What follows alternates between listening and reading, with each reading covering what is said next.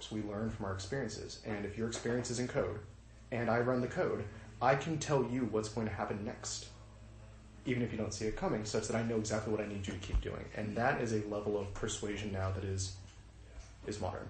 Yeah, and so to answer the question of what's the solution or what comes next, I think it is the thing that needs to come next is a new media literacy.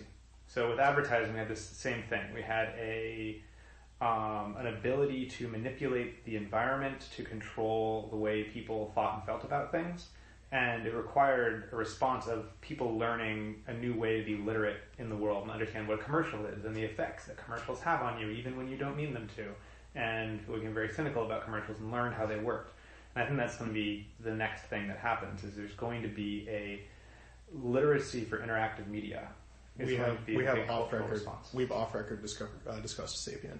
Yeah, but I'm saying that's what I think happens next. Yeah. Whether it's us who leads it or someone else who leads it, is going to be a new media literacy movement about, because we have these false psychological notions about why we do what we do.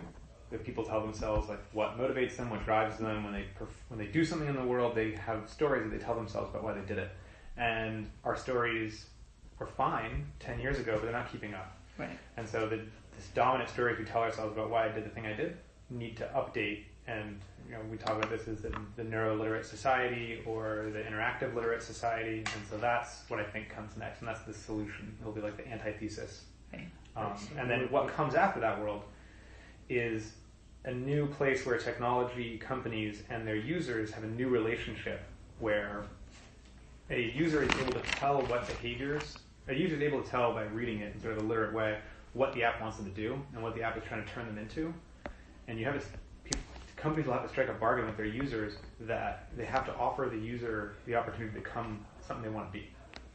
Right. So when you and I discussed this about like voting with your wallet kind of thing, that if people understood, hey, these apps on my phone are going to shape me in the way my friends do, who would you choose to be your friend, or what would you choose to download and let near you? It's that same kind of thing. Yeah, that's a very good analogy of you become the 5 people you spend the most time around. Yeah, you become the 5 apps you use the most. Yeah. And if people have a better understanding that that's the case here, then they get to choose, like, actually, I'm not totally certain I want to become more of what that thing explicitly wants me to become. Yeah. That actually sounds kind of crappy, or, hey, that actually sounds great, I do want to do that. And that'll be the thesis, the synthesis, right? So in like dialectical sense, we have this thesis that is big corporations suddenly have the ability to micromanage and control people's behavior. The antithesis, coming from this new media literacy movement, will be educating people against these tactics. And the synthesis, the way these two get together, is what dopamine is trying to be. Boundless Mind. Thank you. What Boundless Mind is trying to be, which is an organization that helps businesses and users strike that bargain of, yes, I want to be what you're trying to turn me into. So before we get too far down the solutions corridor,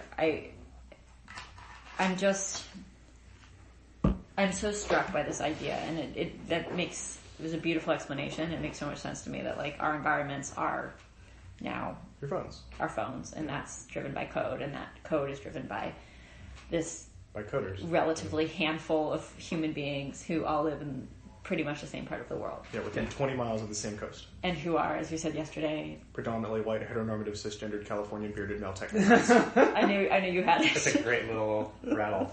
It's on we have a manifesto on our website about how that cannot be who runs the future. Right. Because it's not reflective of humanity. But allow me to point out that like our company. And the two of you. I mean, I don't know anything about your sexual identity, but the two of you are white.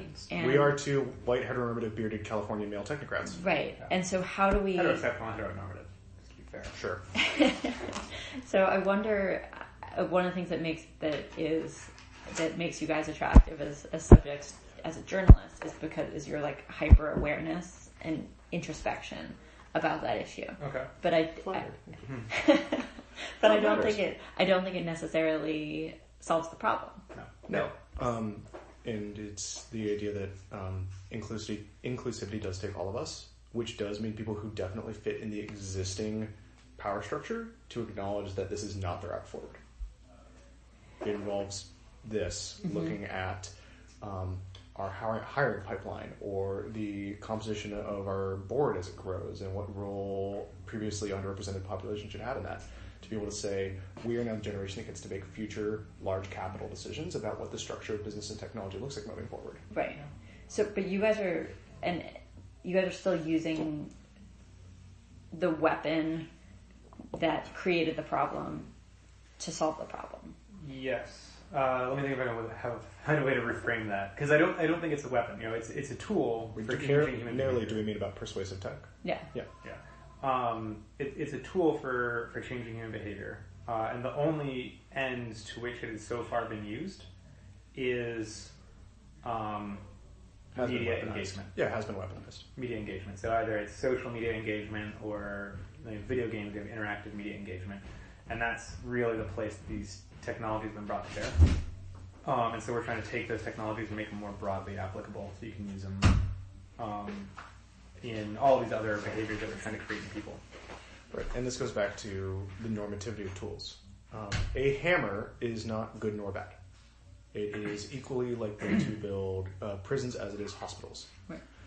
There is no intrinsic normativity of tools. What we have built is a very, very specific and very powerful tool. Its normativity, its right or wrongness, is about how we're going to apply it. So, to what ends of human distraction and suffering or human flourishing should persuasive tech be applied? And a lot of what we are trying to burst out the gate and show the world here as an early leader in this field is that this is a tool for flourishing. And it's twofold. It by the metrics and the ethics of who we work with, and it's by our transparency about the technique. It's important for us to talk with you about this because it destigmatizes the tool. It makes it a hammer again as opposed to a war machine. yeah, and by promoting the literacy, it makes it harder for people to use these things to bad ends. Yeah, because if it's out in daylight and everyone's aware that now their apps are shaping them, once again, they become now interaction and persuasion literate. Yeah.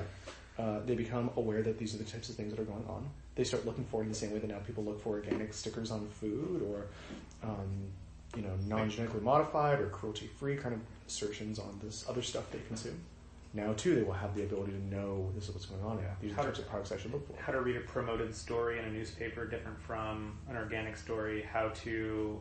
All of these things you learn in media literacy that are just normal now. We're going to have a new generation of that. And so one thing I would say also about what Ramsey's saying, that the neutrality of tools, an addiction machine that's more effective is just more of itself.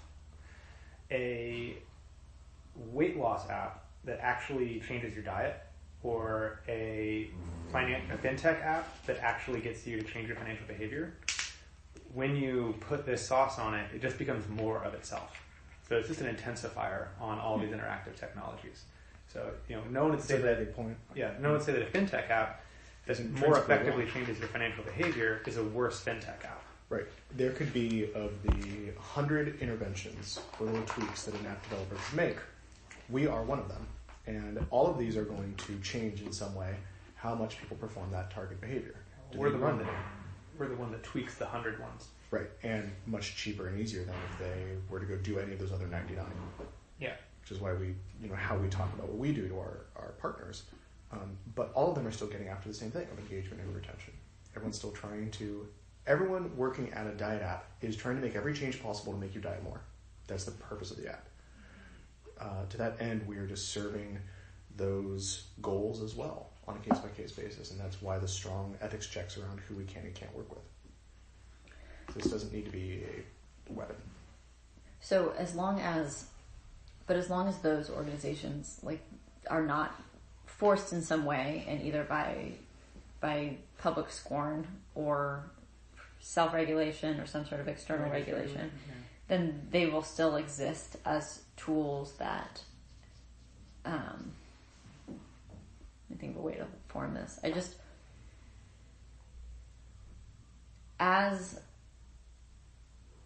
I'm currently working on this story with you guys. Mm-hmm. My alarm went off at 6:30 in the morning, and I still laid in bed and looked at Twitter for an hour.